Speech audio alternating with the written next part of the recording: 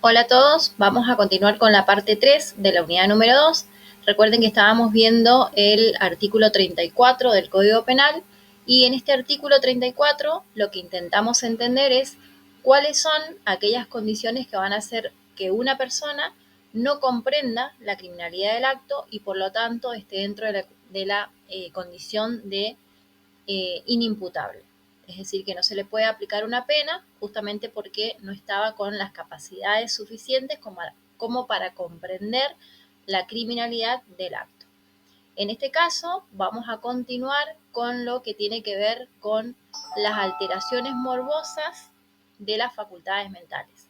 Recuerden que la clase anterior vimos lo que tenía que ver con las discapacidades, o sea, con aquellas situaciones de falta de maduración mental, y en esta ocasión vamos a ver lo que tiene que ver con la alteración morbosa, es decir, con las enfermedades que pueden presentarse y que pueden hacer que una persona esté en condiciones de inimputabilidad.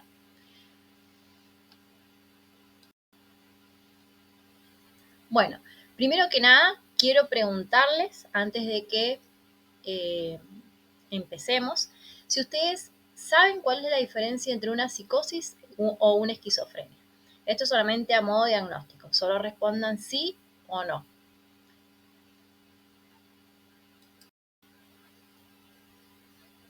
Bueno, gracias por responder. Lo que vamos a ver ahora entonces es estos dos temas, psicosis y esquizofrenia. Ustedes seguramente han escuchado varias veces hablar de que una persona tuvo un brote psicótico o de que sufre de psicosis o que es un esquizofrénico. Muchas veces utilizamos estas palabras sin entender eh, completamente cuál es el significado de cada una de estas dos.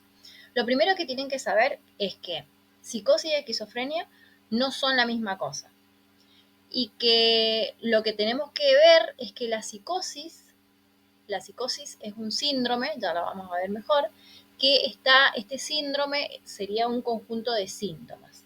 Mientras que la esquizofrenia sí es un trastorno mental, es una enfermedad mental y que es una enfermedad mental que es crónica y que tiene síntomas específicos. Entonces, esta es la principal diferencia entre estas dos cosas. Primero, entender que no son la misma cosa, psicosis y esquizofrenia, y que lo que vamos a aprender ahora es justamente a distinguirlas y a saber cuándo estamos hablando de una psicosis y cuándo hablamos de esquizofrenia. Bueno, psicosis. La psicosis, como le dije recién, es un síndrome. ¿Y qué es lo que es un síndrome? Un síndrome es un conjunto de síntomas. Eso es en realidad la psicosis. Un conjunto de síntomas. Entonces, por ejemplo, síndrome, cuando les hablo de síndrome, de conjuntos de síntomas, podríamos hablar de la gripe. La gripe es un síndrome que tiene un conjunto de síntomas, como van a ser, por ejemplo, la fiebre, la tos, el dolor de garganta, el dolor de cabeza. Entonces, todo ese conjunto de síntomas configuran un síndrome que es la gripe. En la psicosis pasa lo mismo, es un síndrome, es decir, un conjunto de síntomas, que es lo que vamos a aprender en esta clase.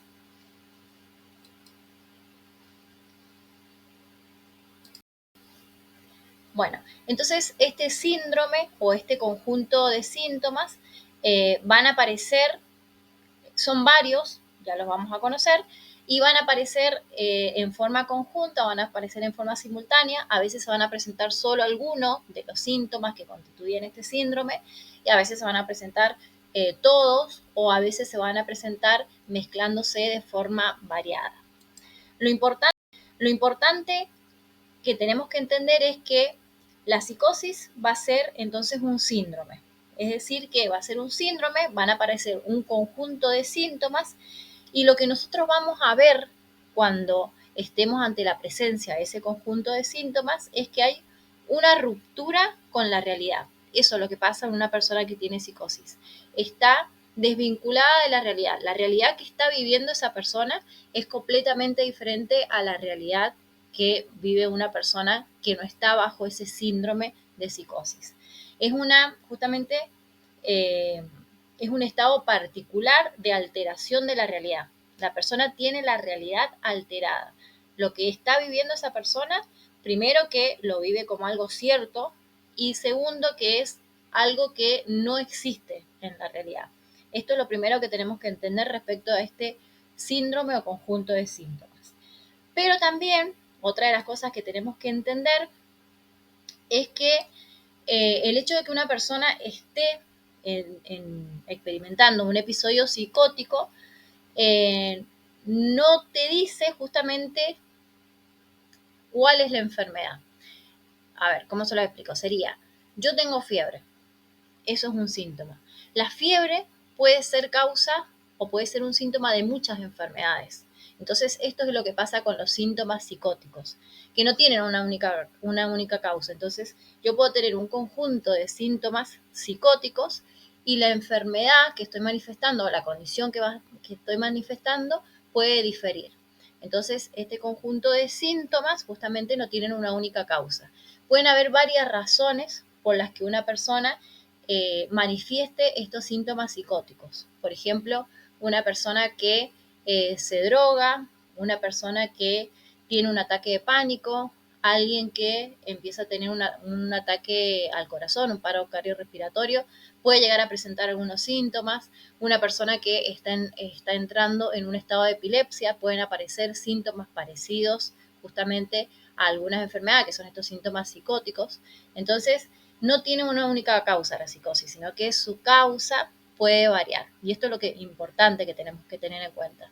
Entonces, recuerden que la psicosis no es una enfermedad, sino que es un síndrome. Es una manifestación que se da por la presencia de un conjunto de síntomas.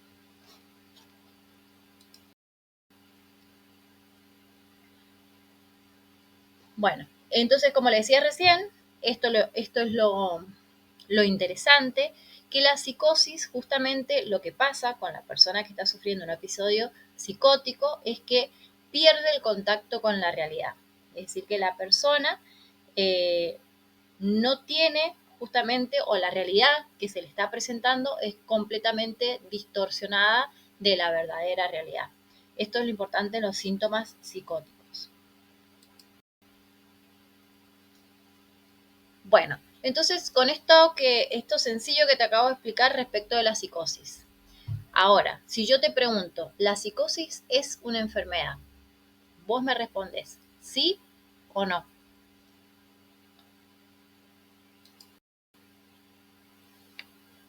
Perfecto, seguramente tu respuesta fue que no, porque es lo que acabamos de aprender, que la psicosis no es una enfermedad, sino que es un síndrome, es un conjunto de síntomas. ¿Y cuáles son esos síntomas de los que vengo hablándoles hace ya varios minutos? Estos síntomas justamente están establecidos dentro del Manual de la Salud Mental, el DSM-5, y vamos a ver en esta clase aquellos síntomas principales. Dentro de los síntomas más importantes, o los que más se presentan en los estados psicóticos, tenemos síntomas que son principales. A estos síntomas los podemos clasificar en estos que ven ustedes acá en pantalla. Entonces, recuerden que nosotros la clase pasada vimos los dos primeros, que son los delirios o las ideas delirantes y las alucinaciones. Acuérdense que los delirios eran estas creencias firmes e inamovibles que no estaban basadas en la realidad. Entonces teníamos, ¿se acuerdan que teníamos delirios de persecutorios, personas que creían que estaban conspirando, persiguiéndolas, estos delirios de personas que creían que sus parejas los engañaban? Acuérdense que vimos, bueno, todos los tipos de delirios la clase pasada. Las alucinaciones lo mismo, están relacionadas con una alteración de la percepción sensorial, o sea, a partir de los sentidos. Entonces escucho voces, oigo ruidos que no están, siento que me caminan insectos en la piel y no es así. Entonces, estas dos primeras, delirios y alucinaciones, son las que vimos la clase pasada. Las que vamos a ver ahora son el discurso desorganizado, que esto vendría a ser una alteración en el lenguaje, después el comportamiento motor extremadamente desorganizado o anormal, que esto también lo vimos la clase pasada, que tiene que ver con estos movimientos productos de la catatonia. Y después, otro de los síntomas que se presentan en la psicosis son lo que se conoce como síntomas negativos. Entonces acá vamos a ver una diferencia. Los primeros 4 que están marcados acá en la lista podríamos denominar los síntomas positivos. O sea, son cosas que nosotros podemos ver, que se manifiestan de manera positiva. Y ahora después vamos a entender por qué al último se lo llaman síntomas negativos. Pero vamos a arrancar ahora con el primero. Bueno, el discurso desorganizado. En el discurso desorganizado lo que vamos a ver exteriorizado en la palabra, en la falta de organización justamente del vocabulario, de la forma de hablar, en realidad es un reflejo de lo que está pasando a nivel de la mente, a nivel del curso del pensamiento. Entonces, lo que vemos en este discurso desorganizado son personas que saltan de un tema al otro, que no terminan un tema, están hablando de una idea, cortan esa idea, siguen con otra idea, que no pueden llevar un hilo de conversación, que a veces encadenan ideas de forma, inclusive puede ser que si nosotros no le prestáramos atención a lo que dice, vemos que el discurso es continuado, o sea, hay un discurso continuado, sin embargo, las ideas que se van generando en ese discurso están desorganizadas o no tienen sentido. Eso es lo que pasa en el discurso desorganizado. Vamos a ver ahora 2 videos sobre el discurso desorganizado y después de eso les voy a contar un poquito qué es lo que se ve en estos 2 videos.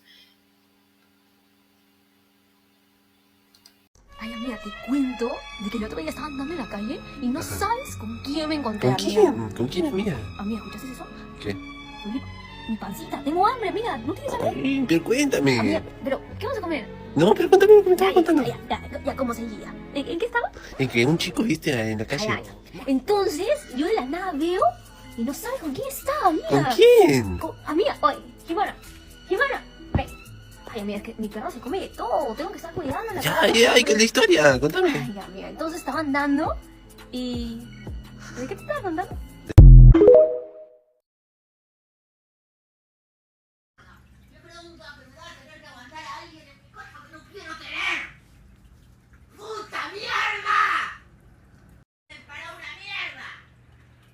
Por favor. Pagar lo único que sirven los forros estos. Estúpido de mierda. Estoy en mi casa, grito todo lo que se me canta. Porque es mi casa. Fua. ¡Forro! Tanto, tantón. Te amo de vela. Ay, al pato tuerto lo queremos, pero lo queremos de lejos. Vos sos el pato tuerto. Ok. Siempre fuiste el pato tuerto. Yo te amo, pero no te quiero. ¿Entendés la diferencia? No.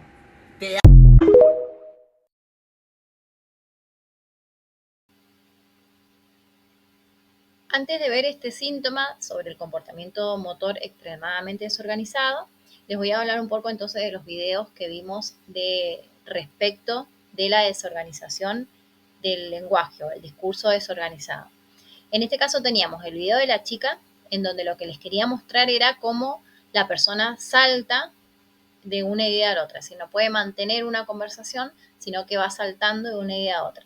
Y esto que se refleja en el habla es lo que está pasando a nivel mental. Obviamente que es un video que está simulado, pero quería mostrarles más o menos esa idea de cómo salta el discurso, cómo va saltando el discurso.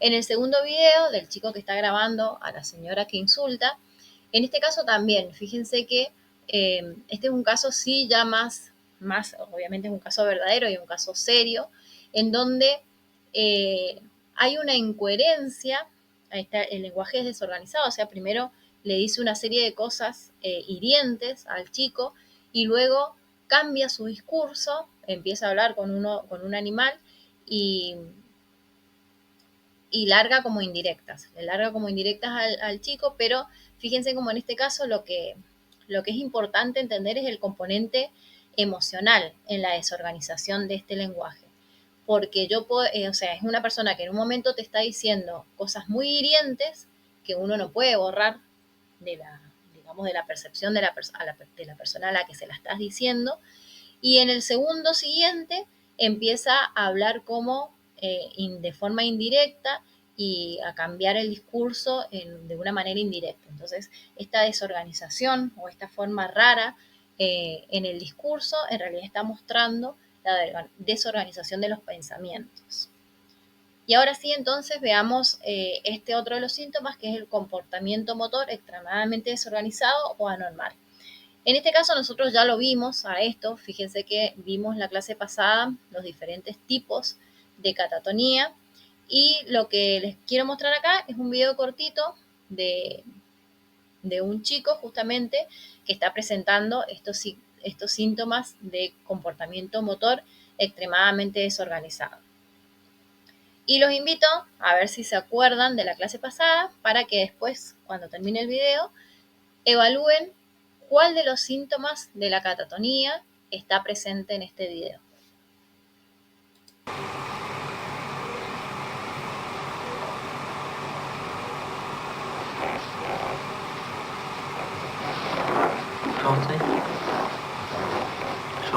Tu veux rentrer pour revenir dans ta chambre ou revenir voir Rita? Dans ta chambre. Dans ta chambre. On va y aller tout à l'heure, mais je voulais te poser quelques autres questions.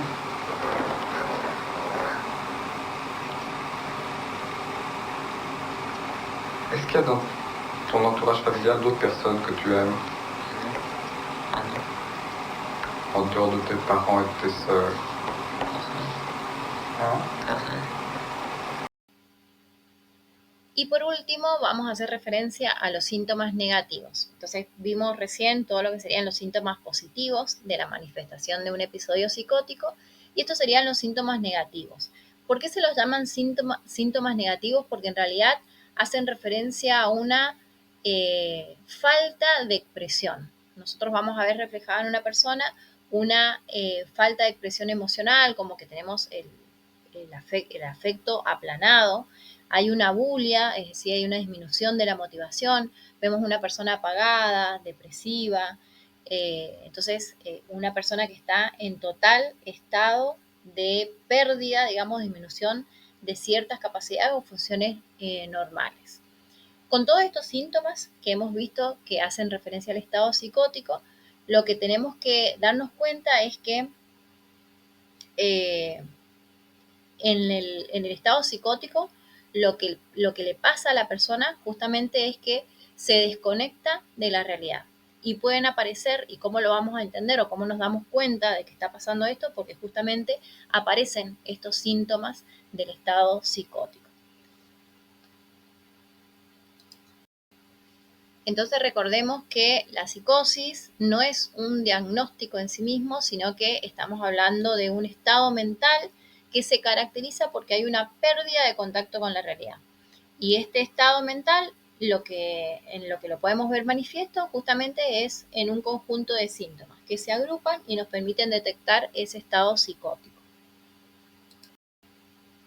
Entonces, cuando hablamos de los síntomas psicóticos, recordemos que podemos decir que cuando una persona está experimentando delirios y alucinaciones, nosotros podemos decir que está en un estado psicótico, solo presentando estos síntomas. Tiene delirios, tiene alucinaciones, entonces estos serían los síntomas que tienen que estar presentes para que nosotros digamos la persona está en un estado psicótico.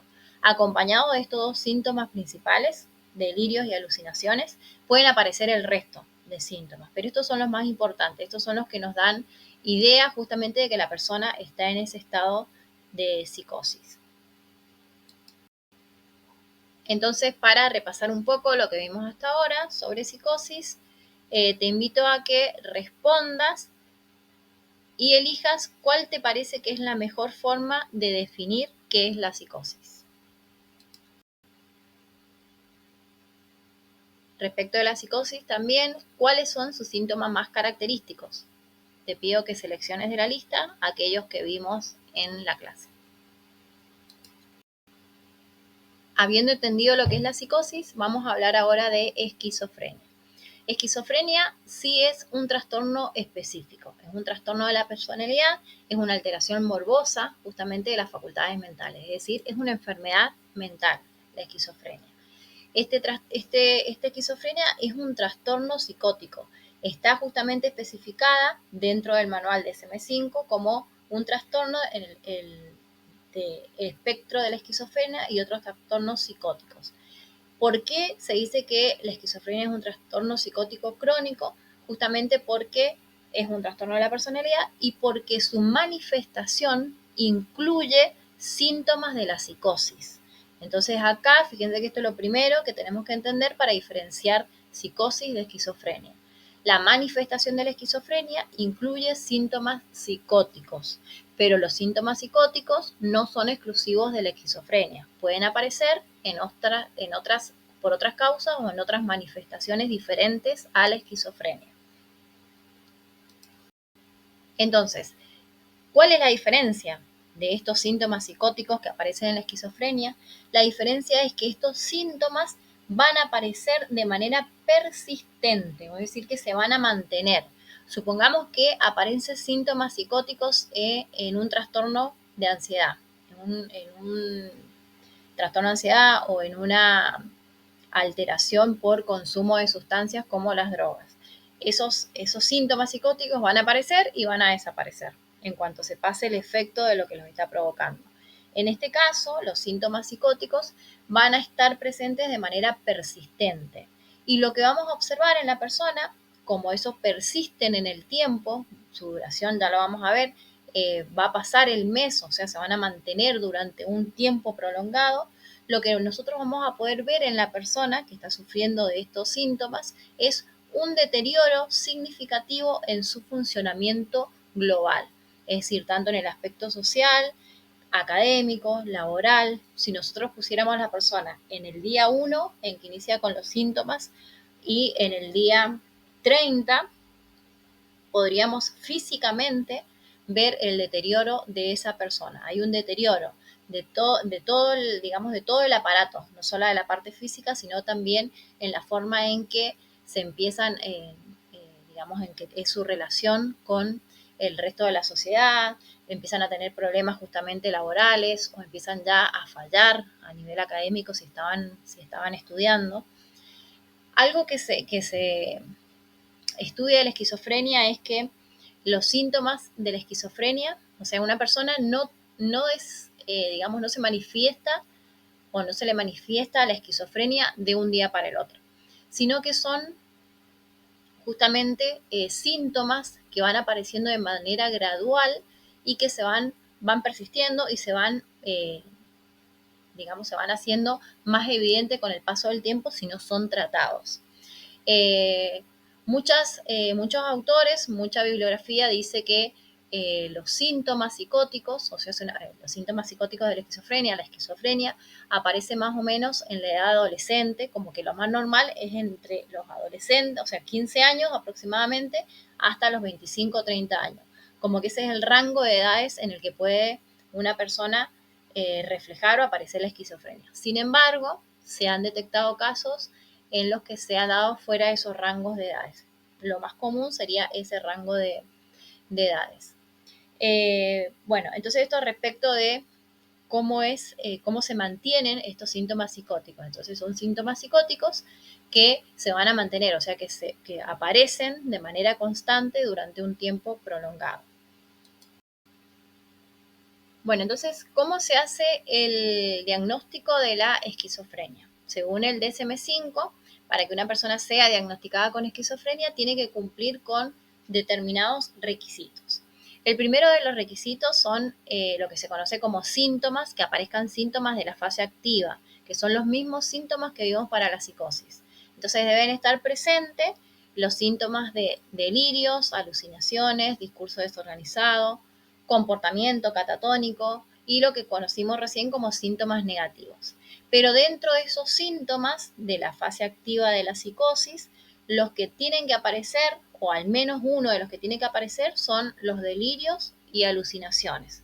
Acuérdense que estos dos son los más importantes porque son los que nos hacen reflejar justamente el episodio psicótico.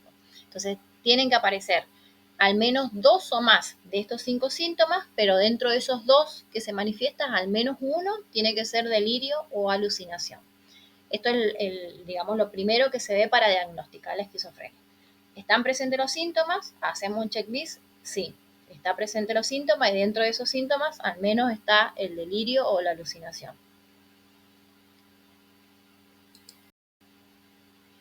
Pero acuérdense que no es suficiente que aparezcan los síntomas psicóticos porque pueden ser comunes a otras cosas que no sea la esquizofrenia. Entonces, ya tenemos el checklist de los síntomas psicóticos, ahora tenemos que evaluar lo que sigue, que es si hay un deterioro social y laboral, la duración durante digamos, el tiempo que se mantienen esos y si puede ser atribuible a otras cosas o no. Entonces, los síntomas psicóticos aparecen si estos síntomas psicóticos han originado un deterioro social o laboral. ¿Qué significa eso? Que desde el inicio en que aparecen, en que empieza la alteración, el nivel de funcionamiento de las áreas principales en las que se desenvuelve la persona, como dije recién, la educación, las relaciones interpersonales, el trabajo, el autocuidado personal, la higiene, la forma en que uno se mantiene en el aspecto físico, si todo eso empieza a decaer por debajo del nivel que se tenía al principio, entonces se puede hablar de que se está produciendo justamente este deterioro social laboral.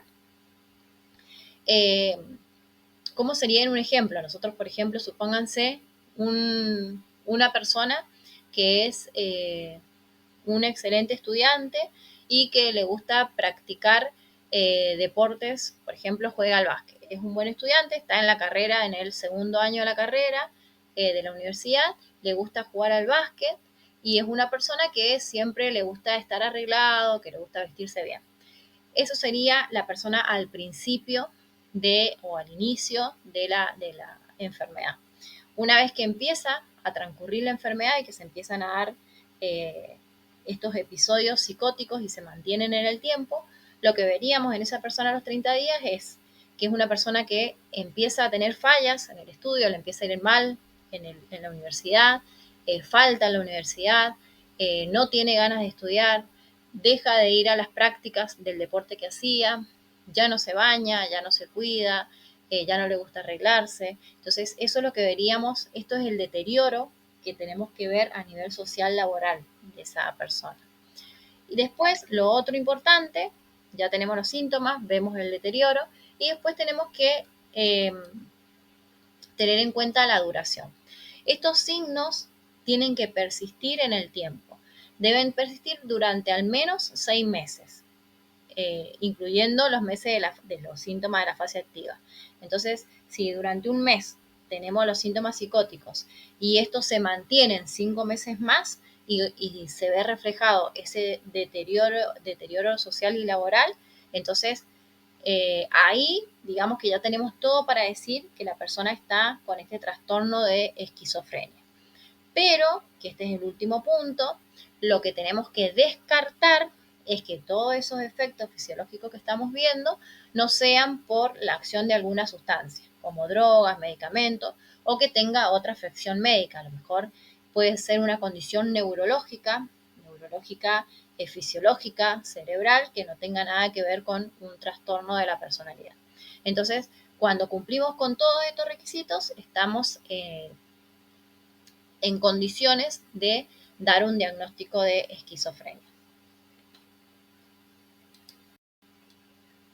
Bueno, súper interesante, entonces, obviamente que está explicado, la psicosis y la esquizofrenia está simplificado a millones de lo que realmente debería uno estudiar si estudiáramos psicología, obviamente que está súper simplificado, qué es lo que sería una psicosis y cuál es la diferencia con la esquizofrenia, pero me parece que es bastante práctica la forma en que se lo ha organizado para que se pueda entender esa diferencia.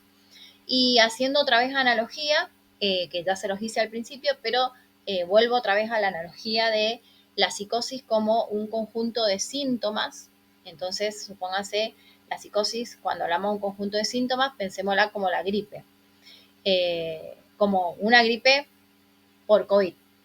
Entonces, ¿cuáles son ese conjunto de síntomas? La fiebre, la tos, el dolor de cabeza, eso sería la psicosis. El conjunto de síntomas, fiebre, tos, dolor de cabeza, es la psicosis, es un síndrome. Y ese síndrome puede ser atribuible a diferentes causas. Puede ser a la gripe influenza, puede ser a COVID, puede ser que tenga una pulmonía, puede ser que tenga una neumonía, puede ser que tenga anginas, o sea, puede ser un montón de cosas. O sea, esos síntomas pueden aparecer en un montón de enfermedades. Entonces, esa es la idea. Los síntomas, el conjunto de síntomas es la psicosis y la enfermedad es la esquizofrenia. ¿Dónde pueden aparecer esos síntomas psicóticos? Respondamos ahora un par de preguntas. Respecto de la esquizofrenia, ¿cuál crees que es la manera correcta de definirla? De las siguientes opciones. Segunda pregunta, ¿te parece que una persona puede tener un brote psicótico originado por otra cosa que no sea la esquizofrenia? Vamos ahora a un caso práctico, pero antes quiero decirte que en criminología es de suma importancia poder entender la diferencia y poder comprender qué significa para una persona tener un brote psicótico, ya sea por la esquizofrenia o por otras causas. ¿Por qué?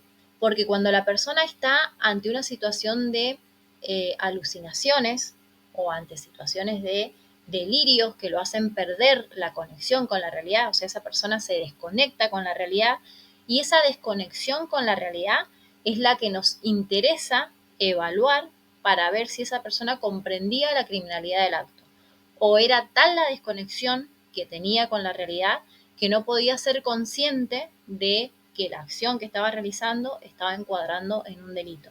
Por eso es tan importante en criminología para determinar responsabilidad penal y así ver si la persona va a ser imputable o no, si se le va a poder aplicar una pena o no. Entonces, todo acto criminal que es cometido por alguien que está en psicosis no siempre va a estar relacionado con una enfermedad como la esquizofrenia, sino que también puede estar dado por otros trastornos, como por ejemplo drogas o personas que están sometidas a un nivel de estrés extremo, también pueden aparecer algunos de estos síntomas psicóticos. Pero también inclusive el mismo DSM-5 contempla otros trastornos psicóticos dentro de el libro de los trastornos del espectro de la esquizofrenia y otros trastornos psicóticos.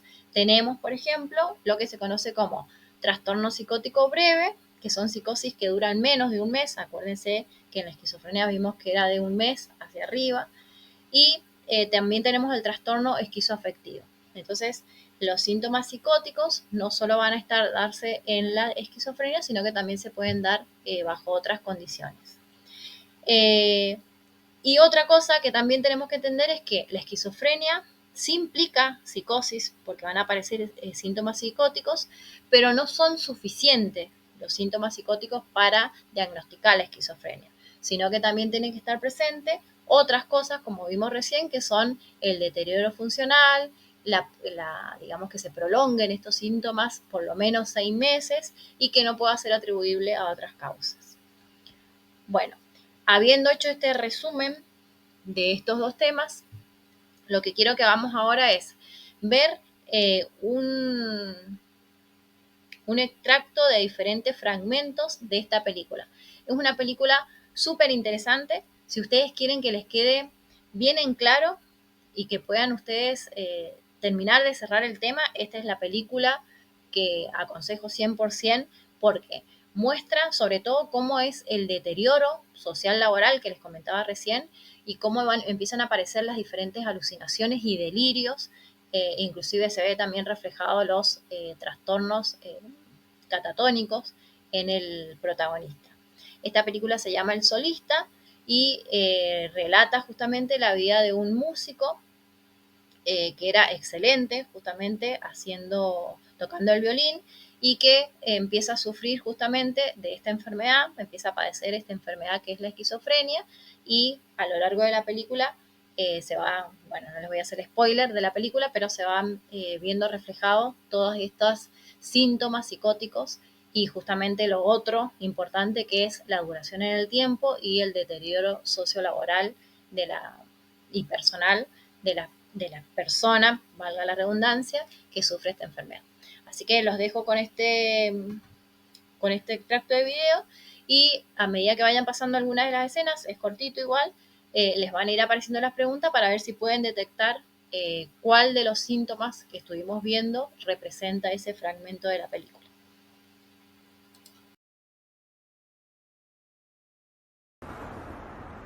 El señor Steve López, Los Angeles Times, Los Ángeles, California. Nathaniel. He buscado al señor Beethoven, pero se escapa como un sueño. Intento recuperar la forma, pero no tengo partituras. Cuarteto para cuerda, opus 59, número 1. Concierto para violín, opus 69 en re. Concierto número 5, opus 73, coche rojo. Un coche rojo, y ahí va uno de policía. Y Dios está al otro lado de aquel muro. He tenido que hacer un agujero para las defecaciones humanas, pero no tuvieron la decencia Estuve de usar buscando. las Ahora veo que instalaciones adecuadas. te has mudado. Esto es muy bonito porque tocas música y las palomas aplauden cuando se echan a volar. Ya. Y ahí está Los Angeles Times y el Allí señor trabajo López, yo. redactor, Nueva York, Cleveland. ¿Qué más da? Me basta levantar la mirada y ya sé dónde estoy. Estoy en Los Estoy Ángeles, pensando Los en Ángeles, California, Los Ángeles Lakers. escribir Magic sobre ti Johnson, los cines en el Magic periódico. Johnson.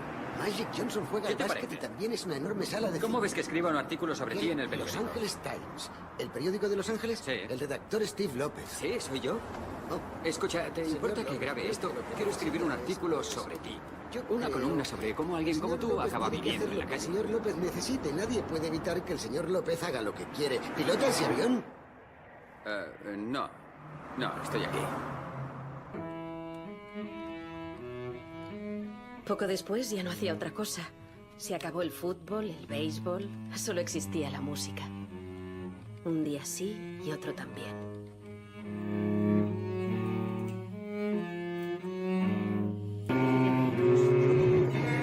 Yo te protegeré de sus ojos y oídos.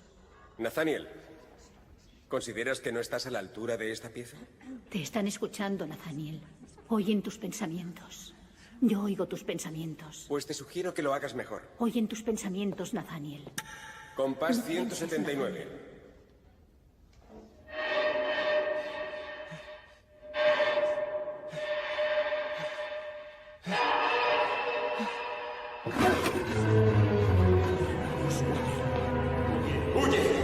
Deberías haber cavado un hoyo y arrastrarte su interior. Nunca podrás salir. Hace mucho tiempo. ¡Huye, huye, huye!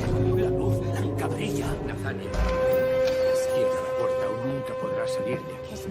Blanco. Escóndete de ellos, Y por fin la luz blanca se Te apaga. ven, Nathaniel. Blanco. Aún te ven, Nathaniel. Blanco. Estoy aquí contigo. Dios te ha concedido un don, Nathaniel. Nada apena más a Dios que desperdiciemos sus dones. Tu deber para con él. No es le cuidar debo nada a de- Dios. El señor Steve López es mi Dios. ¿Qué? Escribe en el cielo de Los No. Ángeles, un poder superior que vuela No sobre las sabe lo alas que de dice. ángeles. El ¿Por qué no señor vamos Steve allí? López es mi creador. ¡Trátele con respeto! No sabe lo que dice. ¿El señor Claydon va a decirme quién es mi Dios? Espéreme en el coche. ¿Sabe quién es mi Dios, señor Claydon? Yo sé Nathaniel. quién es mi Dios. Es un buen Yo profesor. sé quién es mi Acepta Dios. su ayuda con elegancia. Elegantes eran las bailarinas de Juilliard.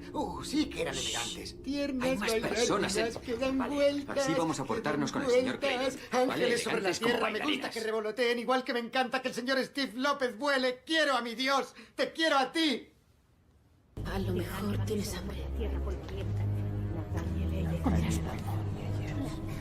Es ácido clorhídrico. Si lo tomo me quemará por dentro y me moriré. No, no. Nathaniel, yo nunca haría eso. Nathaniel Anthony. Entonces cómetela tú. Comerás polvo, Nathaniel. Y el polvo Está buena.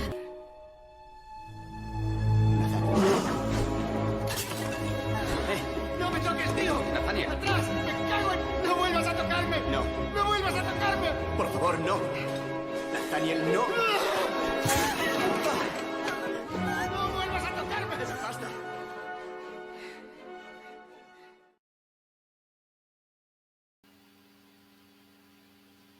Bueno, excelente trabajo. Espero que te haya gustado esta clase y les quiero dejar una reflexión que me parece sumamente importante, sobre todo para este tipo de modalidad de cursado.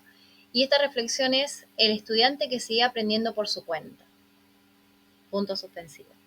Ese estudiante, el que sigue aprendiendo por su cuenta, es el estudiante diferente. ¿Por qué? Porque eso que hace es lo que lo separa de los demás. Esto, seguir aprendiendo por tu cuenta sin que te obliguen a hacerlo, separa a los triunfadores de los que solo hacen la tarea. Obviamente, esta no es una frase mía, les dejo en pantalla el dueño de esta frase. Que tengan un lindo día, nos encontramos en la próxima clase.